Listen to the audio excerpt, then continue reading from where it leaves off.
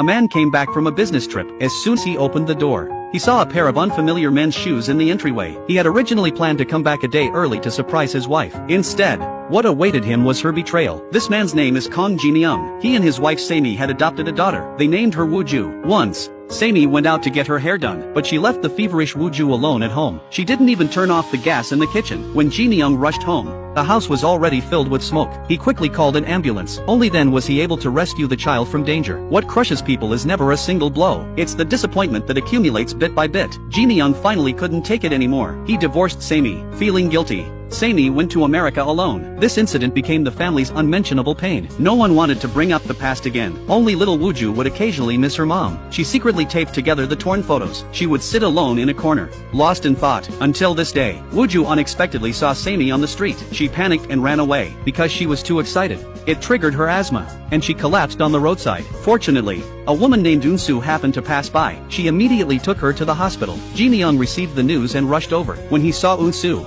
he immediately called the police. He was convinced she was a human trafficker who kidnapped children. Eun-soo originally wanted to tell the truth. I'm Woo-ju's biological mother. But seeing that her daughter had already gotten out of the car, she remained silent, afraid that the child would be hurt. She didn't explain anything. She was quietly taken to the police station. The doctor came out and told Jin-young that the child had asthma and must take medicine on time. The nurse mistook Eun-soo for Jin-young's wife. She handed him her bag. Jin-young found train tickets in the bag. This made him even more convinced that she was trying to kidnap Woo-ju. At the police station, Eun-soo said she wasn't a bad person, but the police found that she had a criminal record. She had served time for murder. They even blamed several missing children cases on her. Eun-soo didn't argue. She just made one request. Please make sure to tell Mr. Kong to remember to give Woo-ju her medicine on time. Jin-young thought she was acting, trying to gain sympathy to reduce her sentence. But when Woo-ju woke up, she said, "That lady isn't a bad person. She said I look like her daughter. So she followed me." Jin-young didn't believe it. He sternly warned his daughter not to trust strangers casually. When he asked Woo-ju why she ran that day,